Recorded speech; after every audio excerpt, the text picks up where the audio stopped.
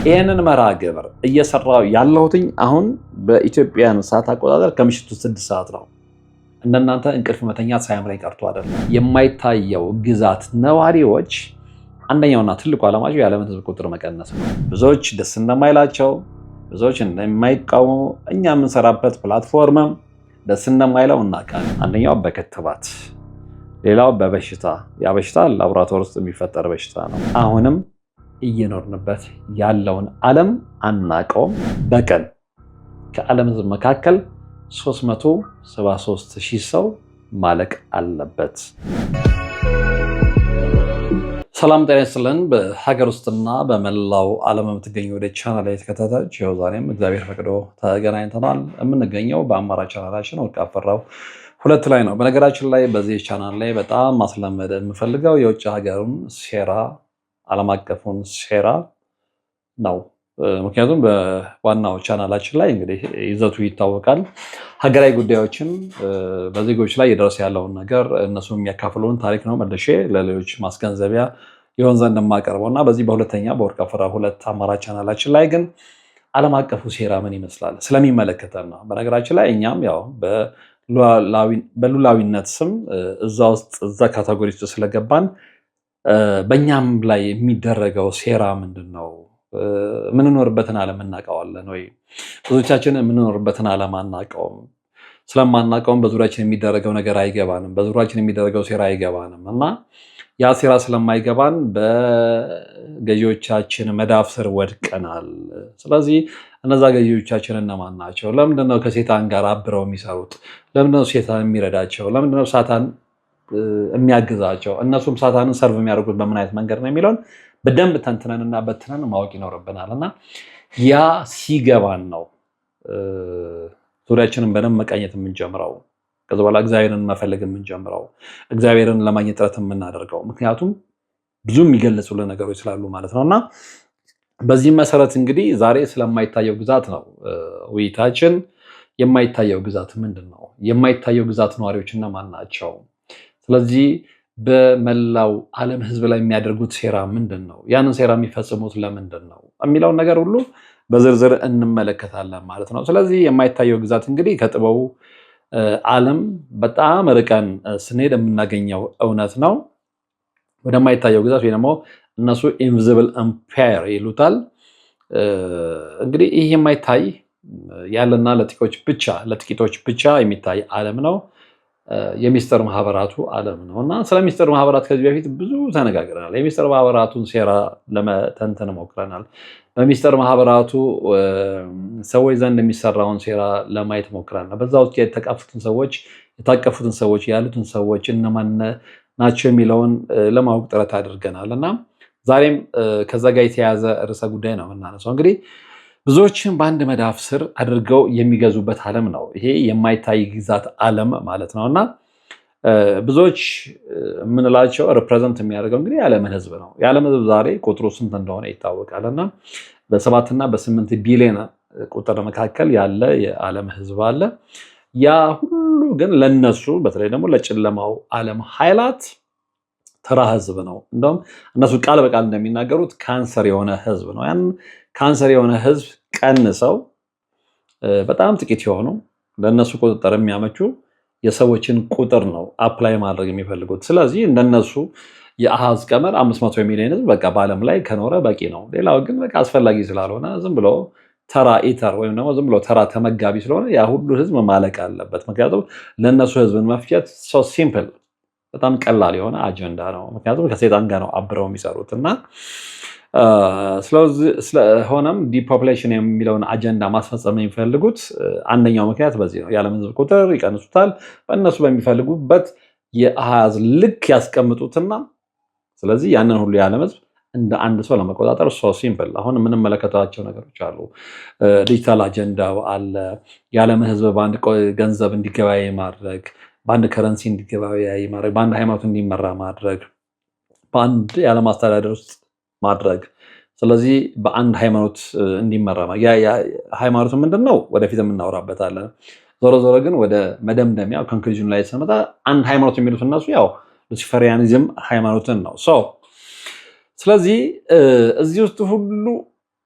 ታጭቆ ያለው ምንድነው? የማይታየው ግዛት ነዋሪዎች ናቸው። የማይታየው ግዛት ነዋሪዎች ማለት ነውና እንግዲህ ብዙዎችን በአንድ መዳፍ ስራ አድርገው የሚገዙበት ዓለም ነው ብለናል። ብዙዎችን በአንድ መዳፍ ስራ አድርገው የሚገዙበት ዓለም የዓለምን የተፈጥሮ ሀብትና ሁሉ ነገር በጥቂቶች ባለቤትነት ስር የሚያደርጉበት ዓለም ነው። በጣም በጥቂቶች ማለት ነው። ሚዲያውን ተመልከቱት፣ ፋይናንሱን ተመልከቱት፣ ኢንተርቴንመንቱን ተመልከቱት እና እዛ ውስጥ ያሉትን ሰዎች ማንነት ስታጠኑ በጣም ጥቂት ሰዎች ናቸው፣ ግን ዓለምን በሞኖፖል እየመሩ ያሉ በጣም ሀያላን ሰዎች ናቸው ማለት ነው እና ይህ ዓለም እንግዲህ ሌላ ዓለም ሳይሆን ደጋግመን ከዚህ በፊትም በተለያዩ አጋጣሚዎች ያነሳ ነው የጠቀስነውና ለማብራራት የሞከርነው በተለያዩ ገጾቻችን ላይ ወይ በተለያዩ ፕሮግራሞቻችን ላይ የተመለከትነው የኒው ወርልድ ኦርደር ወይም ደግሞ ደጋግመን የምናነሳው የአዲስ ዓለም ስርዓት ሀሳብ ነው እና ያንን ሀሳብ እንግዲህ ወደ እውነትነት ሊለውጡበት የሚመኙት ጨለማው ኃይላት አዲስ ዓለማቸው ነው ማለት ነውና እንግዲህ ኒው ወርልድ ኦርደር በቁጥራቸው ስር ያደረጉትን ፍጡር አንድ አድርገው የሚገዙበት አዲሱ ስርዓታቸው ነው ማለት ነው። ልብ ብላችሁ እንድትሰሙኝ ይፈልጋለሁ እና ሀያላኑ ማህበራትና አባላቶቻቸው እንግዲህ ይህን አዲስ ስርዓት ህዝብ አምኖ እንዲቀበለው ለማድረግ ከማር በሚጣፍጥ አንደበት ሰብከዋል። ከዚህ በፊት ማለት ነው በፊልሞቻቸው ባገኙት አጋጣሚ በተለያየ ነገር ሰብከዋል እና በየስብሰባው ላይ ተናግረዋል። ይዘው የተነሱት የአዲስ ዓለም አጀንዳ ከተቀደሰ አእምሮ የፈለቀ ቅዱሳን አጀንዳ እንደሆነ ለማሳመን ጥረዋል። በዓለም አቀፍ መድረኮች ላይ አማራጭ የማይገኝለት አጀንዳ መሆኑን ጭምር ወትውተዋል ማለት ነው። እንግዲህ ለሌሎች በማይታየውና ለእነሱ ብቻ በሚታየው ግዛታቸው ውስጥ ምን እንደሚፈጸምና ሊፈጸም እንደሚችል ግን ልቦናቸው ያውቀዋል እነሱን እና ለዓለም ህዝብ የሚነግሩት ሌላ ነው፣ እነሱ ልቦናቸው የሚያውቀው እውነት ሌላ ነው። እንግዲህ ይህን አጀንዳ ተግባራዊ ለማድረግ ያገኙትን አጋጣሚና መድረክ ከተጠቀሙ የሀገር መሪዎች፣ የድርጅት አዛዦች፣ ጠቅላይ ሚኒስትሮች፣ ፕሬዚዳንቶችና መሰል ባለስልጣናት መሃል የተወሰኑትን ስም እየጠቀስን መነጋገር እንችላለን። የሁሉም አቅጣጫና የመድረሻ ነጥብ እንግዲህ አንድ ነው። ይሄ ምንድነው? ኒው ወርልድ ኦርደር፣ የአዲስ ዓለም አጀንዳ፣ የአዲስ ዓለም ስርዓት ብለን ለብዙ ስያሜዎች አሉት እና የአዲስ ዓለም ስርዓት ምንድን ነው የሚለው ነገር ስንመለከት እነሱ የሚፈልጉት የአዲስ ዓለም ስርዓት ቅድም እንደነገርኳቸው በአንድ ሃይማኖት ዓለምን መምራት፣ በአንድ የመገበያ ገንዘብ ዓለምን መምራት፣ በአንድ ህግ ወይም ደግሞ ፖሊስ የፍትህ አካል ዓለምን መምራት ይቻላል ወይ ነው? ይቻላል ወይ? ስለዚህ ጠቅልላችሁ ስታመጡት ወደ ሉሲፈር እምነት ተከታይነት የዓለም ህዝብ ማምጣት ማለት ነው እና እነሱ ጊቭ አፕ አድርገዋል። ጊቭ አፕ ማድረግ ብቻም አይደለም። አሁን አንዳንዶች ጊቭ አፕ አድርገው ነው የሚሉት ነው፣ ቮለንተር ሆነው ነው ያንን እያደረጉ ያሉት እና ስለዚህ ጸረ ክርስቶስ ዘመቻው የዛ አካል ነው። ጸረ ክርስቶስ ዘመቻው የተጀመረውም ለዚህ ነው፣ ኦርደርን ተግባራዊ ለማድረግ የአዲስ ዓለም ስርዓትን ተግባራዊ ለማድረግ። ምክንያቱም እነሱ እንደሚያምኑትና እንደሚመኙት ኒው ወርልድ ኦርደር ወይም ደግሞ የአዲስ ዓለም ስርዓት ተግባራዊ የሚሆን ከሆነ የዓለም ህዝብ ጠቅላላ በሴጣን ያመልካል። ተጀምሯል። እንደውም እኔ ከጀርመን የተላከልኝ አንድ መረጃ አለ። እዛ መረጃ ላይ የተመለከቱ ነገር ያው በፊትም የማውቀው ቢሆን አስደንግጦኛል እና የዓለም ህዝብ ጠቅላላ በቃ ቀንድ አድርጎ ምናምን በተለይ ጀሞ ጀርመን በነገራችን ላይ የመጀመሪያው ህጋዊ የኢሉሚናቲ ማህበር ጀርመን ባቫሪያ ውስጥ እንደተመሰረተም ደግሞ እንዳትረሱ። ስለዚህ ጀርመን ውስጥ ያ ነገር በደንብ የተለመደ ነው እና በተለይ ሜይ ላይ ግንቦት ላይ ሴጣን የሚያመልኩ ሰዎች ነዋሪዎች ይፋ በአደባባይ ይወጣሉ። ስለዚህ ሰርፔንቱን ያመልካሉ፣ ዘንዶን ያመልካሉ፣ እባቡን ያመልካሉ። ይሄ የተለመደ ነገር ነው እና ይህን ሁሉ ስንመለከት ለምንድን ነው የምንፈዘው ነው? ለምንድን ነው ዓለም ወዴት እየተጓዘ ነው? ዓለም እየተጓዘ ያለው ሰርፔንቱን ለማምለክ ወይም ደግሞ ዘንዶን ለማምለክ ከሆነ በቃ ዮሐንስ ራእይ የተፈጸመው የተነገረው ነገር የተነበየው ነገር እውነት ሊሆን ስለሚችል እግዚአብሔር መጽሐፍ ቅዱስ ላይ ያስቀመጠ እውነት አለ። እስከ መጨረሻው እውነቱን አውቆ ጸንቶ የሚቆይ ከኔ ጋር ነው ያለው። የሚጸና ሰው ይድናል። ግን ለመጽናት በጣም ብዙዎች ይፈተናሉ፣ ብዙዎች ይስታሉ። ግን ከነዛ ውስጥ በጣም ጥቂቶቹ ጸንተው የቆሙት ከኔ ጋር ይድናሉ ነው ያለው እና ከዛ ውስጥ ለመሆን ምን ያህሎቻችን ዝግጆች ነን ለማለት ነው። ዞሮ ወደ ተነሳንበት አጀንዳ ስንመጣ እንግዲህ ይህ አጀንዳ ተግባራዊ ለማድረግ ያገኙትን አጋጣሚ ነበር ሁሉ ከተጠቀሙ የሀገር መሪዎች፣ የድርጅት አዛዦችና ጠቅላይ ሚኒስትሮች፣ ፕሬዚዳንቶች መካከል በስም እንጥቀስ ብለናል። እነዚህ ሰዎች እንግዲህ የሁሉም አቅጣጫና መድረሻ አንድ ነጥብ ነው። ኒው ወርልድ ኦርደር ቅድም ያነሳነው ነው። ለአዲስ ዓለም አዲስና ህግ ስርዓትና ህግ ለኒው ወርልድ ኦርደር ተግባራዊነት የተነሱ የሚስጥር ማህበራት አባላት እጅግ አደገኛ እንደሆኑ የሚገልጽ ንግግር ካደረጉ ነዋሪዎች መካከል የአሜሪካ ፕሬዚዳንት የነበሩትን ጆን ኤፍ ኬኔዲ እናገኛለን። ጆን ኤፍ ኬኔዲ ይህን በመናገራቸው ምን ሆኖ የሚለውን ነገር አብረን መመልከት ይኖርብናል። እንግዲህ ኬኔዲ ኤፕሪል ሚያዝያ 27 ቀን እንደ አውሮፓውያኖቹ አቆጣጠር ማለት ነው 1961 ዓ.ም ባደረጉት ይፋዊ ንግግራቸው እጅግ አደገኛ የሆኑ የሚስጥር ማህበራት መንሰራፋታቸውንና ለህዝብ ደህንነት ሲባል ህልውናቸውን ይፋ ማድረግ እንዳስፈለገ ነው የገለጹት። በነገራችን ላይ እንዲህ አይነት ርዕሰ ጉዳይ ስንሰራ ብዙዎች እንደማይፈልጉት፣ ብዙዎች ደስ እንደማይላቸው፣ ብዙዎች እንደማይቃወሙ፣ እኛ የምንሰራበት ፕላትፎርምም ደስ እንደማይለው እናውቃለን። ግን ቢያንስ አንድ ሰው ሁለት ሰው ከነቃና ከዳነ የከፈልነውን መስዋዕትነት ከፍለን ሰው ይዳን በሚል ነው እና ብዙዎች ይህንን አይረዱትም። በነገራችን ላይ ይህንን መርሃ ግብር እየሰራው ያለሁትኝ አሁን በኢትዮጵያን ሰዓት አቆጣጠር ከምሽቱ 6 ሰዓት ነው። እንደናንተ እንቅልፍ መተኛት ሳያምረኝ ቀርቶ አይደለም።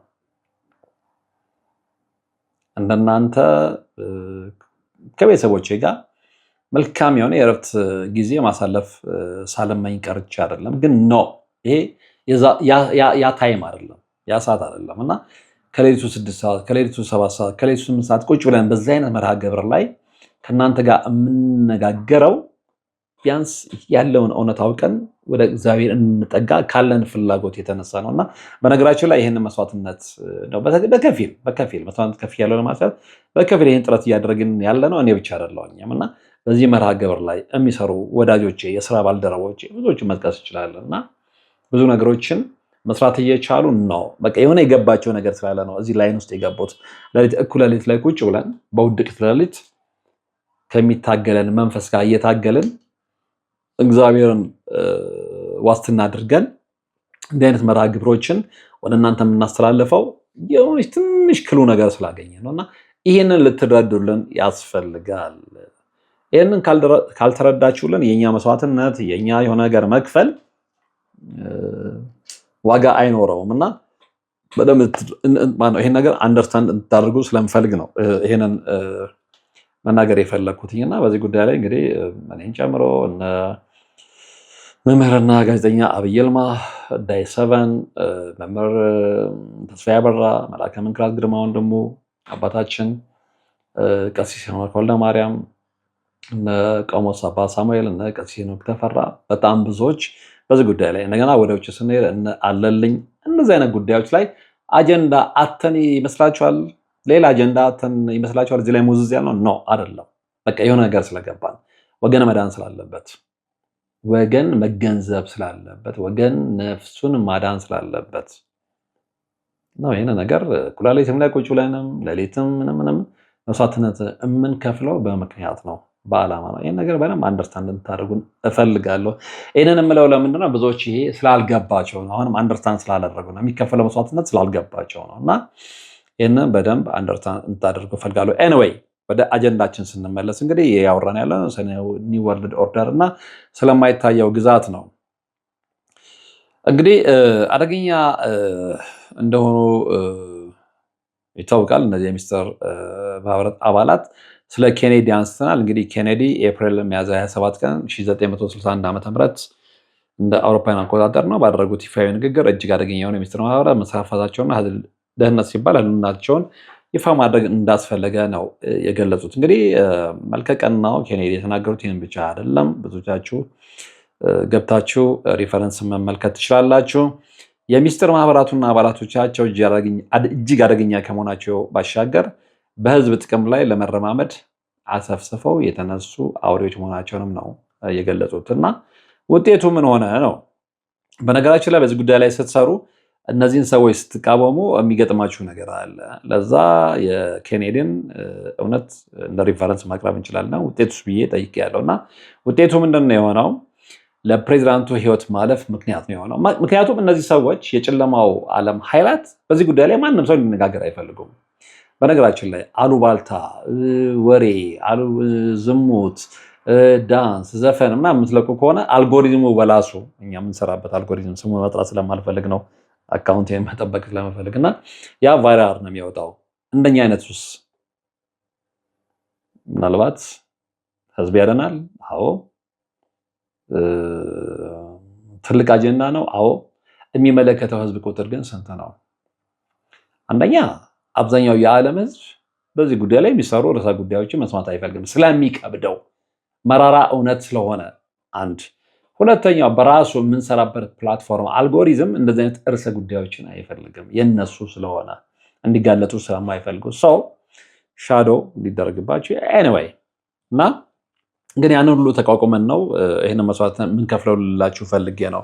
ስንመለስ ወደ አጀንዳችን እንግዲህ በኒው ወርልድ ኦርደር ትርጓሜ ላይ ብዙዎች የተለያየና የራሳቸው የሆነ እምነት ቢኖራቸውም እንግዲህ በጉዳዩ ላይ ጥልቅ ጥናትና ምርምር ያደረጉ ባለሙያዎች ከምስጢረ ማህበረቱ ዓላማ ላይ በመነሳት የሚሰጡት መደምደሚያን አንድ ነው። ይሄ ምንድነው? ኒው ወርልድ ኦርደር ወይም ደግሞ የአዲስ ዓለም ስርዓት ትርጓሜው የዓለምን ህዝብና ሀብት በአንድ አገዛዝ ስር ማድረግ ነው። ልብ ብላችሁ እንድትሰሙ ይፈልጋለሁ። እናንተም የዛ አካል ስለሆናችሁ ማለት ነው።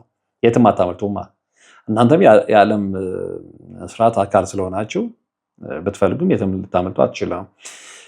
እንግዲህ እዚህ ውስጥ ታላላቅ የሀገር መሪዎችና ባለስልጣናት ይህን አጀንዳ ደጋግመው አንስተውታል። አሁንም እያነሱት ነው። አጀንዳቸው ስለሆነ ፍላጎታቸው ስለሆነ የእነዚህን ሀገራት መሪዎችና ባለስልጣናት ማንነት በዝርዝር መመልከትም ይቻላል። የኒው ወርልድ ኦርደርን ዓላማና ወሳኝነት ከነገሩም ባለስልጣናት መካከል እንግዲህ የኦክስፎርድ ዩኒቨርሲቲ ምሩቅ ዴቪድ ካሜሮን ታውቋቸዋላችሁ ብዙዎቻችሁ። በተለይ በሰል ያላችሁ የዓለምን ፖለቲካ በደንብ የምትመረምሩ ሰው ዴቪድ ካሜሮን ማን እንደሆኑ አይጠፋችሁም።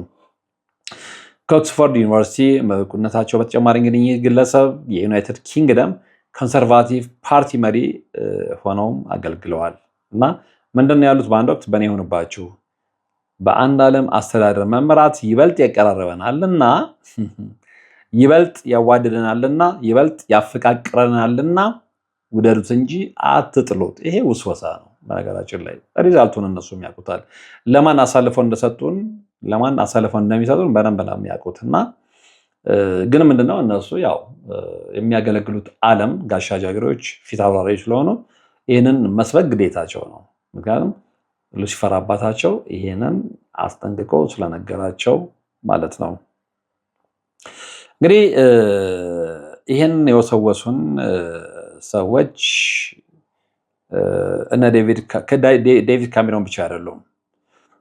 ከዛ ውስጥ እንግዲህ በወቅቱ የማሳቹሴትስ ሴናተር የነበረው ጆን ከሪ ብዙዎቻቸው አስታውሷላቸው የስኬል ኤንድ ቦንስ አባል ናቸው።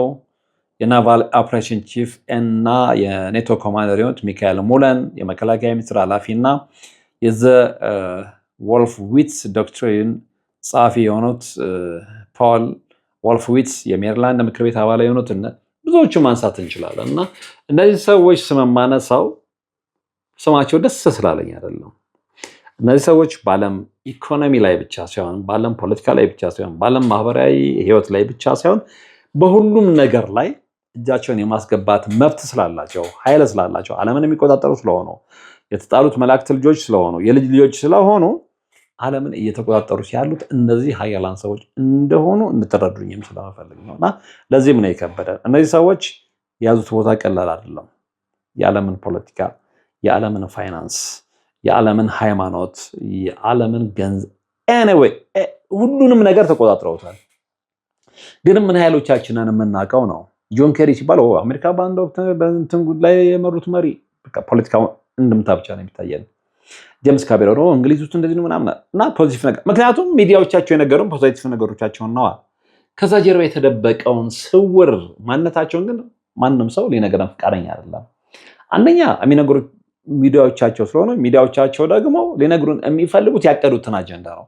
በዓለም ሕዝብ ዘንድ በዓለም ሕዝብ አእምሮ ውስጥ ሊያሰርጡት የፈለጉት እነሱ የሚፈልጉትን ነገር ብቻ ነው። በአንድ ወቅት ሌላም ፕሮግራም ስሰራ ተናግሬያለሁ። እንግዲህ የሲቢኤስ ፕሬዚዳንት የነበረው ሲቢኤስ የሚታወቅ ዓለም አቀፍ ሚዲያ ነው። ሪቻርድ ሳላንት የተናገረው ነገር ነበረ። ምንድን ነው ያለው? እኛ የምንፈልገው የዓለም ሕዝብን እንዲያውቀው የሚፈልገውን ነገር ሳይሆን የምንሰጠው በአእምሮ ውስጥ የምንጨምረው እኛ የዓለም ሕዝብ እንዲያውቀው የሚፈልገውን ነገር ነው የምንሰጠው ነው ያሉት። ስለዚህ እነዚህ ሰዎች በምን ያህል ደረጃ ኮንትሮል እያደረጉን እንደሆነ ግልጽ ሊሆንልን ይገባል። አንድ ሁለተኛ፣ እነዚህ ሰዎች በነሱ አታይ በማይታየው ግዛት ውስጥ የሚኖሩ እነሱ ኢንቪዚብል ኢምፓየር የሚሉት በዛ በማይታየው ግዛት ለነሱ ብቻ ግልጽ በሆነው ግዛት አሁን አንዳንዶቻችን በቃ ኖርማሊ የሚነግሩ ነገር ምናምን እውነት ስለሚመስለን የሚታይ ዓለም ይመስለናል ነው። ከኛ የደበቁት ለነሱ ብቻ እዛው ለተፈቀደላቸው ሰዎች ብቻ ግልጽ የሚሆኑ ብዙ እውነታዎች አሉና ለዛም ነው የነሱን ዓለም የገባቸው ሰዎች በተለይ ነው በዚህ በኮንስፒሬሲ ቲዮሪ ላይ የሚሰሩ ሰዎች የማይታየው ግዛት ኢንቪዚብል ኢምፓየር እያሉ የሚጠሩት ያለ ምክንያት አይደለም። ምክንያቱም ለኛ ይመስለናል ግን በፍጹም ምክንያቱም ብዙ ከዓለም ሕዝብ የተደበቁ እውነቶች የዓለም ሕዝብ የሚጠቅሙ ሲሆኑ የሚጎዱ እውነቶች እነሱ ጋር አሉ። ነገር ግን እድሜ በዚህ ጉዳይ ላይ ህይወታቸውን መስዋዕት አድርገው እየፈለፈሉ የሚነግሩን ሰዎች ምስጋና ይግባቸውና የማናውቀውን እውነት እንድናውቅ እያደረጉን ነው። እንደዛም ሆኖ ግን በእነሱ መስዋዕትነትም አሁንም ያልነቃን ሰዎች አለ ያልነቃን ሰዎች። ስለዚህ መቼ ነው የምንነቃው? እግዚአብሔር ይወቀው። መቼ ነው ነቅተን ራሳችንንም ቤተሰቦቻችንን የምንከላከለው? አናቅም። በነገራችን ላይ እነዚህ ሰዎች እስካሁን እየተነጋገርንባቸው ያሉ የማይታየው ግዛት ነዋሪዎች አንደኛውና ትልቁ ዓላማቸው የዓለምን ህዝብ ቁጥር መቀነስ ነው። እንደውም በአንድ የሴኔት ስብሰባ ላይ የምክር ቤት ስብሰባ ላይ ምንድን ነው ያሉት? በቀን በትንሹ በቀን ከዓለም ህዝብ መካከል 373,000 ሰው ማለቅ አለበት። በምንም ይሁን በምን ከዛ ውስጥ በምን ይለቅ ተብሎ የደርሱበት ኮንክሉዥን ወይም ደግሞ ድምዳሜ ምንድነው? አንደኛው በክትባት፣ ሌላው በበሽታ ያ በሽታ ላቦራቶሪ ውስጥ የሚፈጠር በሽታ ነው። ከዛ ውጪ በጦርነት ዓለም ላይ አሁን እየሆነ ያለው ነገር እየተመለከታችሁት ነው። በርካታ ጦርነቶችን በዓለም አቀፍ ሚዲያዎች ላይ ሰምተናል። የዓለም አቀፍ ሚዲያዎች የነሱ ናቸው። ስለዚህ ከነሱ ዓለም አንጻር ብዙ ጦርነቶችን አስተዋውቀውናል። የዩክሬኑን መመልከት የራሽያን መመልከት እንችላለን። ከዛ በኋላ የተከሰተ ኤኒ ጦርነቶችን አስባችሁ ለምንድን ነው የተፈጠሩት? ማነው ጦርነቱ የፈጠራቸው? ለምን ዓላማ የሚለው ነገር ስትመራምሩ የምትደርሱበት እውነት አለ። አሁንም ግን ብዙ ሰው ጦርነት መነሳቱንና የዓለም ሕዝብ ማለቁን እና ከዛ በኋላ ከንፈር መምጠጡን ነው እንጂ የሚያውቀው እነዛ ጦርነቶች ለምን እንደተነሱ በማን አጀንዳ፣ በማን ዓላማ፣ በምን ግብ እንደሆነ ብዙ ሰው አሁንም አልተረዳም። እና ይህንን ማወቅ ይኖርብናል ሰዎች። አሁንም እየኖርንበት ያለውን ዓለም አናውቀውም። ማወቅ ግን መብታችንም ግዴታችንም። ስናውቅ እንነቃለን። ስናውቅ በዓለማችን ዙሪያ የሚደረጉ ሴራዎች ይገቡናል። ከአቅማችን ላይ ወይም ደግሞ ከአቅማችን በላይ መሆኑን ስንረዳ እግዚአብሔርን መፈለግ እንጀምራለን፣ መመራመር እንጀምራለን። ሁለት ኃይሎች አሉ እናውቃለን። እርኩስ መናፍስትና ቅዱስ መንፈስ እንዳለ ይገባናል። ከዛ ወዲያ ምርጫችንን እናስተካክላለን። ያንን ለማድረግ ግን ግንዛቤ ሊኖረን ይገባል።